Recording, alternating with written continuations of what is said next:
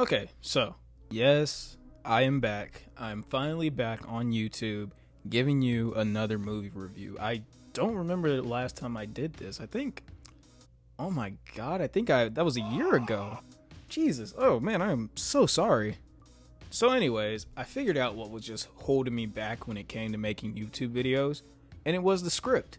Because as I'm typing down my thoughts, the urge of me just to say them was overpowering the fact it doesn't make sense. Anyways, just know that I am freeballing this one. There's no script whatsoever. I'm just going to speak my thoughts. Can I even say freeballing on YouTube? I guess we'll find out. So unless you've been living under a rock, you know that Deadpool and Wolverine released this past weekend. And I got the opportunity to see it. And let me tell you, this is one of the very few recent Marvel movies that I've actually had a blast watching. I think the last one was Guardians 3, but even then, that was like a year ago.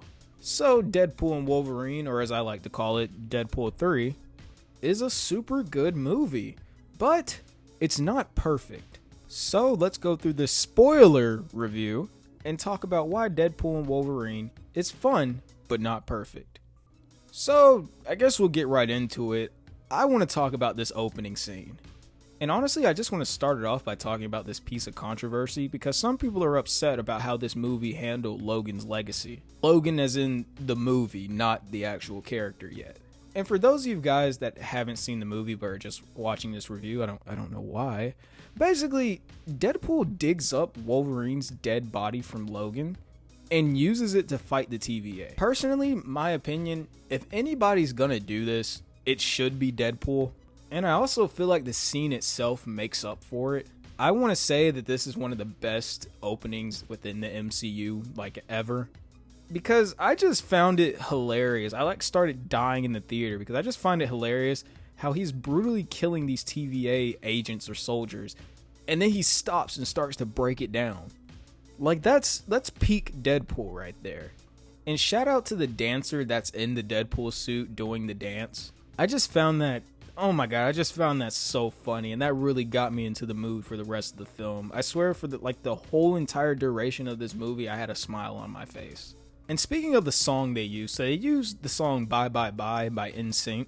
And that just brings up this point that I wanted to talk about. This movie's soundtrack is so weird. There's a point where they're playing songs from Grease. They're playing The Greatest Showman. T.I. gets a song.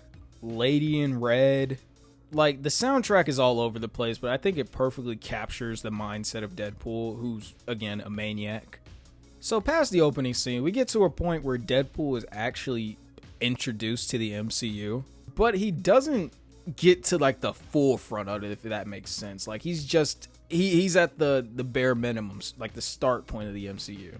And it really confused me on where this movie took place for like the rest of the film. I guess I just wasn't paying attention. But I think it's because they never really insinuated or told you how Cable's time machine technology works. Because Deadpool is like, all right, so basically the opening is like oh, you're wondering how I got here type of thing. So we go back to how we saw like the beginning before he gets to this point. And you see all of like the scenes where he was messing with Cable's technology, and he was going back and he like killed Ryan Reynolds. He killed the old Deadpool from X-Men Origins Wolverine. But then it just jumps to May 2018, which I believe is where Infinity War took place. But it jumps back to that, and all of a sudden he's in the MCU, which I guess Cable's technology allows him to jump through dimensions or multiverses, which I didn't know. I might be wrong on that, but I just wish they would have at least like told you how it happened. But throughout the scene where he's in the MCU, he only gets to talk to Happy Hogan, but you also see a whole bunch of MCU references. Like you see the helmet, like the Tony Stark Iron Man toy helmet that Peter Parker wore in Iron Man 2. And you see the picture that Peter Parker and Tony Stark took, but they had to block out Tom Holland's face because, you know, contracting and licensing issues. But at the end of this scene, Deadpool ends up getting rejected because he wants to join the Avengers, because that's his whole arc in this movie. He wants to be something, which I want to say he was already something in the second one. I feel like he set an example for the kid that was going to kill Cable's family in the future and stuff. But I digress. He ends up getting rejected, and he hugs, as he's walking out the door, he hugs Happy Hogan, and he says something about how rejection makes him hungry. And this is one of the first of many just freaky jokes throughout this whole entire film. I feel like Deadpool is probably the most freakiest, like, superhero or anti-hero, whatever you want to call him. He's one of the most freakiest comic book characters ever. And that just brings me to the jokes of this film. This movie is hilarious. Like, this might be one of the funniest MCU movies, like, ever. There is a point where Deadpool is in the TVA and he's getting his suit put on, and the tailor is like groping him and like smacking his butt. And he comes out of the room. He's like, yeah, he's got his suit on. He's like, your tailor's a predator, by the way. Like, dude, that had me cracking up in the theater. There's a point where in that same scene, he's talking to one of the TVA employees, and Deadpool's like, oh, who are you calling? And then the guy's like, oh, I'm calling HR because you're harassing me. And then Deadpool's like, oh, your wife work in HR? Like, I do a terrible job explaining this joke. You have to go watch it yourself. It's so funny. But like all good things, they don't necessarily last forever. Some of Deadpool's jokes in this film I found to be a bit outdated. But I want to say that's like his whole shtick. I'm not really sure. I don't really remember him making outdated jokes within the other movies. But I feel like this was filmed at a certain time and released too late, so all the jokes didn't hit like they would a couple years ago. Because he makes a Karen joke, he makes a cancel joke, he makes a Gen Z joke, he makes a let this man cook joke. And I just feel like a couple of those were just a bit dated. Those didn't really get a laugh out of me, nor my theater. So from this point where he gets rejected from the Avengers and he gets recruited by the TVA, I'm jumping around. You're going to just have to go watch this movie. So anyways, it turns out that Deadpool's universe is dying because he doesn't have an anchor point anymore, because the anchor point was Logan, but, you know, Logan died in Logan and Deadpool just desecrated his body, and, you know, it's all over the place. So Deadpool's like, okay, I'm just going to go find another Wolverine.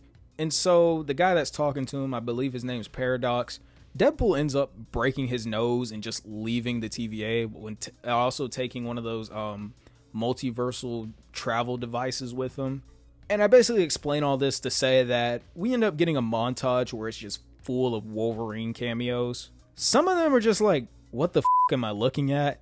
Other ones are absolutely insane. Like, there's a point where we get a Henry Cavill Wolverine, which, don't knock me. It looks great. I wouldn't, if Henry Cavill was the main MCU Wolverine, I wouldn't be mad. I feel like that's perfect casting right there. And Deadpool also makes a diss to DC where he's like, oh, we'll definitely treat you better than the guys down the street. And I think it might be true. Henry Cavill might have a role in the MCU. There is a point, there were some theories out there where we were going to get Hulk versus Wolverine. Technically we do, but we don't. There's a point where we get the iconic shot where you can see Hulk in the reflection of Wolverine's claws. But then that's it. Hulk is in the movie, but he's only there for like 2 seconds. We get a comic accurate Wolverine, and I actually wrote this in my notes. Let's keep Wolverine. Don't make a short Wolverine. Let's just keep him average height, like 5'7", which yes, that's pretty short. I'm like 5'8", but just keep him a average height. You know what I'm saying? Because looking at a comic accurate, like 5'1", 5 foot tall Wolverine is a bit uncanny. It's a bit weird. One of the, like, what the fuck cameos in the movie when it comes to Wolverine is one where he's being crucified on an X. I figured out that it's a comic book cover, but, like, what the fuck? What did he do to get himself in that situation? So, on the topic of Wolverine cameos, let's just get to it. Let's just get to Hugh's performance as Wolverine. And I know I just went on this tangent about how Henry Cavill can be the main MCU Wolverine. Don't get me wrong, I still believe it. But when I say that nobody can play Wolverine like Hugh Jackman does, I mean it. I genuinely feel like this is the best iteration of a live action Wolverine that we've seen so far, besides Logan. Like a Wolverine that's actually using his claws, a Wolverine that's wearing the cowl and the suit. It's all just chef's kiss, man. I love this iteration of Wolverine. There's even a point where him and Deadpool, it's during their first fight, where he gets on all fours and like activates that primal instinct that Wolverine's had in the comics. And that is something that we've never seen from like any iteration of Wolverine when it comes to just live action or visual adaptations. There's also a point where he actually shuts up Deadpool in the car, which leads to like the best fight scene within the whole movie. But just the way he can go from 0 to 100 just like that, my gosh. If Hugh Jackman wants to stay as Wolverine throughout the rest of whenever this MCU multiverse stuff ends, I don't think anybody's complaining. He's perfect. So I mentioned action scenes. Let's talk about them, because some are a miss and some are a hit. Like I talked about the opening scene, that's amazing. The first Deadpool and Wolverine fight is so good. Like the point I mentioned it before, where Wolverine gets on all fours and he's charging towards Deadpool, chef's kiss. Even the choreography in that first fight with the swords versus claws, and the way like Deadpool is trying to like pry his claws apart, it's so cool. And that just brings me to this point. When it comes to just fight scenes in general, you don't have to do as many camera cuts. And Deadpool and Wolverine suffers from this within like the end of the second act, the fight scene where all the cameos come together and they're fighting Cassandra Nova's team. As cool as it is to see some of those cameos in action again, I have to say that's one of the worst fight scenes because I don't know what's going on. It's full with shaky cam, there's a lot of camera cuts, explosions, blaster fire, you don't know what's happening. I mentioned the car scene earlier where Deadpool and Wolverine fight again, and it's probably one of the most bloody, it is the most bloodiest fight in the MCU. And at that point, I don't know if it's just me, but I kind of felt bad for Deadpool in that scene because he doesn't get any hits on Wolverine. I feel like Wolverine was doing most of the damage. Like, most of the blood in that Honda Civic is Deadpool's. The final fight scene of this movie is just like one continuous long one take until it cuts for like a second and then cuts back to the fight. I think that's like the second best fight scene within the film, because you can tell what's going on. I don't really like any sort of shaky shaky cam and explosions, they capture the intensity of the scene well, but I kind of don't care unless I can see what's happening. So further talking about that scene, the fight scene from the second act of the film, let's talk about the cameos. So I'm going to jump ahead a little bit because one cameo happens at the very beginning of the film, and it's Chris Evans' Johnny Storm from the Fantastic Four. And I think I was the only one in the theater that knew who it was as soon as like he took the hood off. Because there's a point where Deadpool's like, oh, he's going to say it. He's going to say Avengers Assemble because he thinks it's Captain America. But as soon as he said that, I was like, no, he's about to say Flame On. And lo and behold, he said Flame On. And the CGI in this film, it's a bit wonky. But when it came to Human Torch's CGI, it wasn't bad. I low-key wish we would have saw him at least do some damage because he is in and out the film like that. He ends up getting killed by Cassandra Nova, which you're kind of confused on why Deadpool does what he does, but then it's explained towards like the post-credit scene of the film. And basically, Human Torch or Johnny Storm is basically just talking a whole bunch of shit about Cassandra Nova. And to just make things short, it ends up catching up to him. More cameos that we see is Jennifer Gardner's Elektra, which I believe got leaked before the film came out. Which, hold that point because this is going to further talk about a frustration that I had. One that surprised me, which I never thought I'd see again, is Wesley Snipes' Blade. That is something that I never thought I'd ever see again. I thought he was, like Deadpool said, I thought he was retired. But that was just really nice to see. I enjoyed that cameo a lot. Another one that I actually called in a TikTok video was Channing Tatum's Gambit. I knew that they were going to pay homage to this somehow. And I feel like this Channing Tatum's role as Gambit, it works, but I feel like it would have been better in a past time.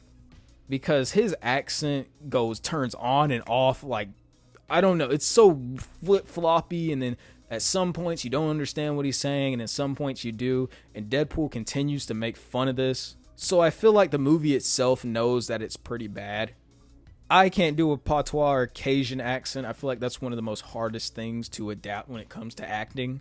So for what it's worth, I'm going to say Channing Tatum did an excellent job as Gambit. I actually really liked when he called out Wolverine for drinking his alcohol. There's also another freaky and funny joke, like the funniest joke in the film, actually, in my opinion, is where Gambit is talking about how he shoots out of his dad's penis ready.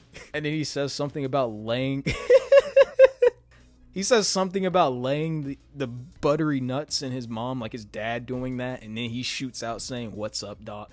Again, I'm not doing this any justice. You have to go watch it yourself, but it was hilarious. And then last but not least, the final reveal and like the final cameo of this film is Laura from Logan. Some of you guys may know her as X-23. And I feel like this reveal and this cameo in general was just ruined because it was spoiled in the trailer.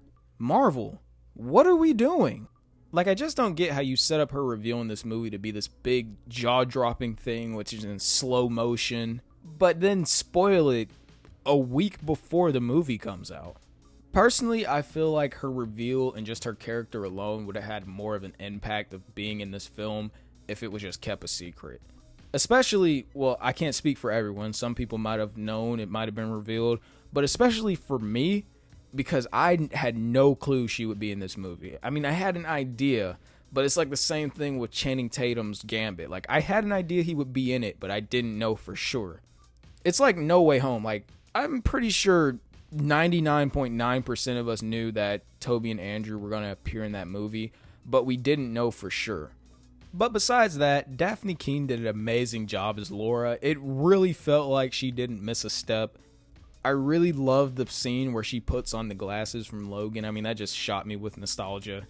She still has that scream that she had when she was younger. Such an amazing actress. Another amazing actress was Emma Corrin. I really love her portrayal of Cassandra Nova. She's just a very fun actress. Like, I really love that character. Just a very playful character. You can tell that she was enjoying her time in the void, and that Emma Corrin was enjoying her time being in a superhero film. But just one problem with the villain of this movie, she's really bland. Like, you get her backstory. She's Charles Xavier's sister. She tries to kill him in the womb, and I guess I don't think they explain it, or I just don't remember it, but to fast forward, she gets sent to the void. And then from there, she kind of just takes control of the people that were already there before, or get sent there. They say you only have two choices in the void. It's either to work for her or die. And like I said before, the banter and the mannerisms of this character is fun. I really enjoyed watching her on screen. It's just the fact of, why are you doing this? And don't get me wrong, not every villain needs this complex, misunderstood backstory. I mean, by all means, if you want to be an asshole, be an asshole. But in fiction, every action that a character makes needs a why.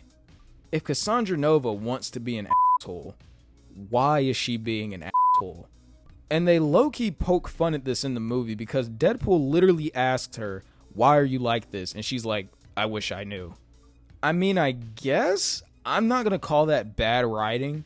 I just wish we would have gotten more from this character because she's very one-dimensional.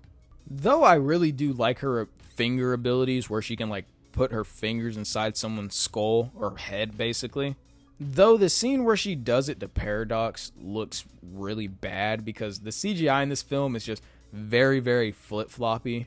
There's a point in the final fight where Deadpool and Hugh Jackman burst out of a bus and it looks pretty bad.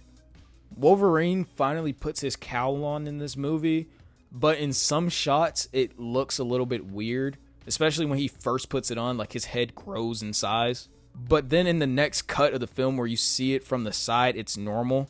So you can kind of tell that they're switching from CGI to practical. And I think that's because they use the expressive eyes that Deadpool has. But overall, the CGI doesn't take away from this film, so you guys have nothing to worry about. So my closing thoughts of Deadpool and Wolverine. It's not a bad movie. Not at all. Personally, I think it's one of the best MCU movies that we've had since Endgame. If I had to call out like the top best movies since Endgame, I'd say like No Way Home, Guardians 3, Shang-Chi, and now Deadpool and Wolverine. If I were to perfectly describe this movie in like 2 words or just like a title for something, I'd say it's a theme park ride. It gives you a plot at the beginning. It gets you in the ride. You know, you're whipping around, you're going crazy. You get the big climactic ending, and then you get your resolution, and it's a happy ending. This movie's kind of a one-off thing. It doesn't really set anything up. If you want to theorize about certain scenes that happen in here, go ahead. Overall, I mean, some of Deadpool's jokes land, some of them miss. But if I were to rate this movie, I'd give an 8.5 out of 10. If you're a big fan of anything superhero, I suggest you go check this out. But regardless of everything I said, it's a dope movie.